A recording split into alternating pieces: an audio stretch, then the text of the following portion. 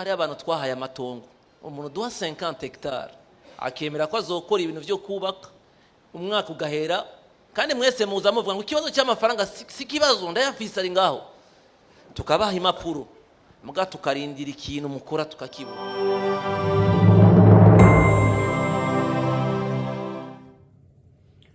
Nabaramukije amahoro ya Yesu Kristo. Ku mazina nitwa Pasteur Jules Ndikumana.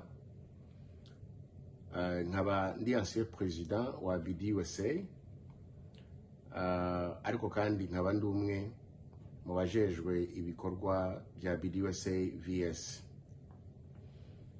BDUSA ni ishirahamwe ry'aba diaspora b'abarundi baba muri Leta Zunze Ubumwe za Amerika.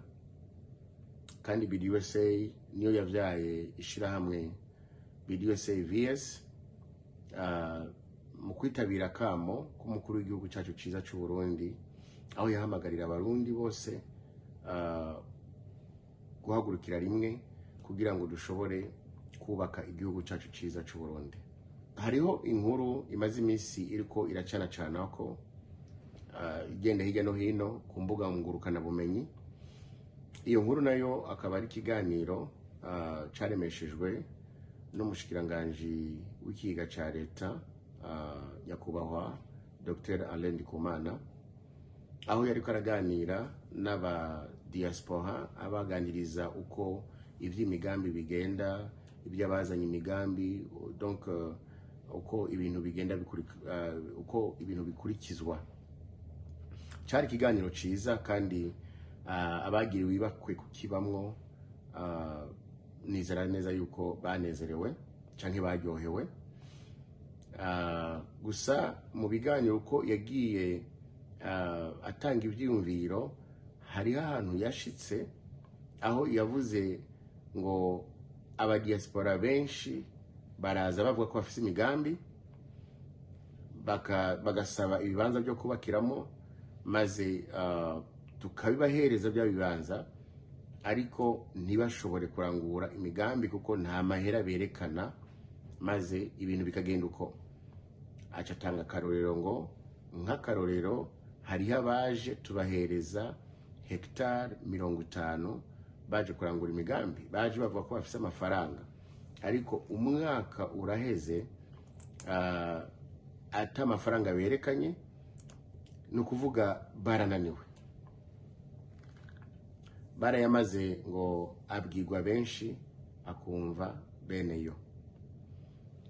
Indongozi za BDUSA bamaze kumva, bamaze kuraba iyo nkuru iri kirasirikira hirya no hino, baricaye maze babona yuko dukwiye gutanga umuco kuri iyo nkuru, kuko twumvise ko ari twebwe yoba yariko aravuga.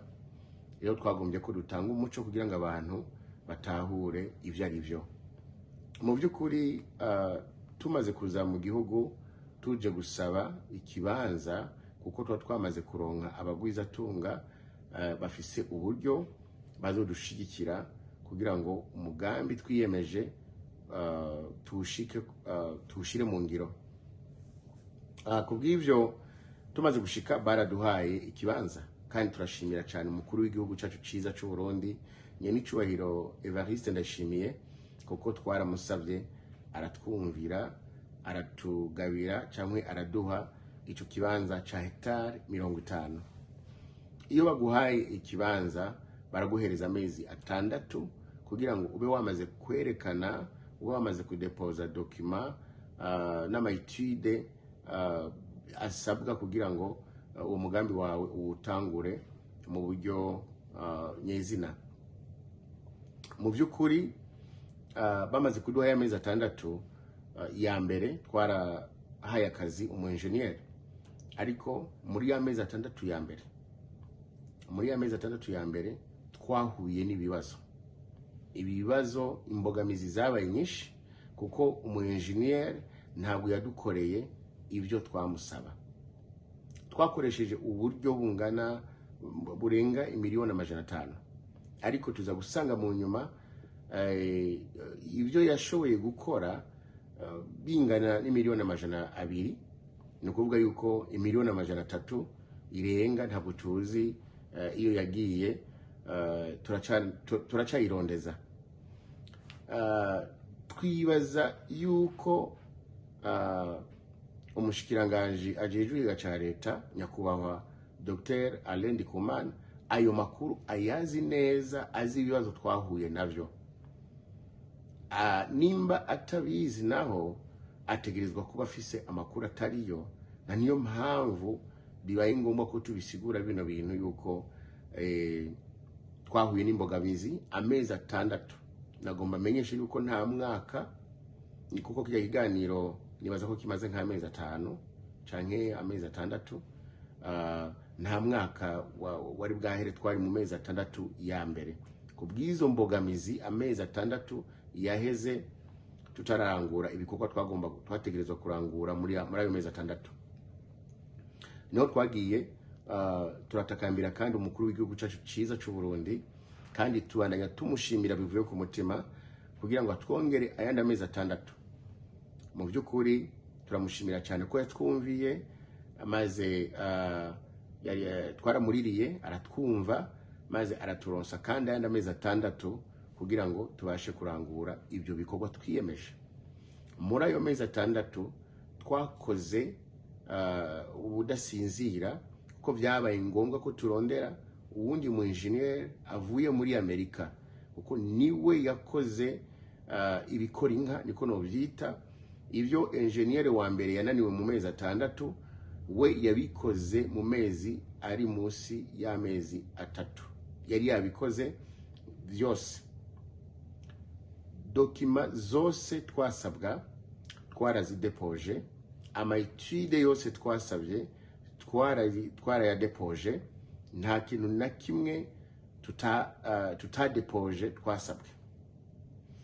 Ariko ikibazo twahuye muri ya mezi 6 agira kabiri, bakiyaduhereza tumaze kudepoza amaetude yose twasabwa, dokima zose twasabwa, twarasabye rero baduhereze autorisation ya viabilisation hamwe na autorisation ya dobature. Twadepoje iyo demande nk'amezi 4 arashize, kugeza n'uno munsi ntabwo turahabwa, ntabwo turishurwa ico gisabo, ntabwo turahabwa autorisation ya viabilisation cyangwa autorisation dobature. Nta kintu na kimwe twebwe mu ruhande rwacu twasabwe tutaratanga, nta dokima nimwe, nta etude nimwe. Hariho etude imwe yari yasigaye, ko natwe ntabwo twari tubizi, ko byose tubwirwa na ubuha, genda mukora ibi, tukagenda tukabikora. Hariho etude imwe, ni etude hydraulique. Iyo etude bayidusavye hasigaye ukwezi kumwe ngo y'amezi 6 ashobore kurangira. Iyo etude tugiye kubisaba abahinga babijejwe, batubwiye ati iyi etude ntabwo dushobora kuyibaronsa mu kwezi kumwe, niburi ishobora gutwara amezi 3. Mu ndwi 2 iyo etude nayo nyene twarayidepoje. No kuvuga ubu ndiko ndavugana namwe, nta etude nimwe, nta dokima nimwe obuha yadusavye tutararungika. Ariko twebwe ico dusaba, ico twasabye, nta na kimwe baraduhereza. Noneho hageze n'igihe aho tugenda kuba turategura ikibanza nkuko bisanzwe, barungika abantu, haza umuntu wa mu engineer wa mbere umwe twirukana mu kazi kuko atadukora ibyo twashaka, agenda aragumura abantu kandi akavuga ko yatumwe. Engineer yavuga ko yatumwe, n'amabiro yamutumye abariho, kuko turafise ibimenyetso bibyerekana. Agumura bene gihugu ngo bite mu mamashini ariko arakora, ariko ategura ikibanza. Duhura rero n'intambamyi, umva no muri aya mezi 6 twahuye n'izo ntambamyi. Intambamyi ya mbere ikomeye nuko tutaronse cyangwa tutararonka ibyo twasabye cyangwa izo dokima twasabye, ayo autorisation. Rero twebwe muri BDUSA uburyo buriho, icyo dusaba nibaduhereze ayo ma autorisation kugira ngo dukore murabe ku buryo budashika. Ariko kuba mutaratwishura kuri ibyo bisabo byacu n'uburyo ntabwo bushobora kuza, ariko uburyo buriho ni muduhe ibyo twabasavye, hanyuma namwe mudutege ku mahera. Amahera ariho, amahera azokora umugambi wose nk'uko twawiyemeje, kuko uyu mugambi urukura kogwa na BDUSA VS ni visionary solution, no kuvuga ugwa neza muri wa mugambi canke muri ya vision ya 2040-2060. Rero turasaba mushikiranganje uhagarariye ca leta, nimba y'amakuru tabo waruyazi, mugende mudukurikiranire, mugende muri obuha mubabaze impamvu bataratwishura ibyo twasabye. Ariko kandi turanasaba dutabaza n'umukuru w'igihugu cyacu ciza cy'u Burundi nyene cubahiro Evariste Ndayishimiye, nkuko twamye tumuririra kandi akatwumva, turamusaba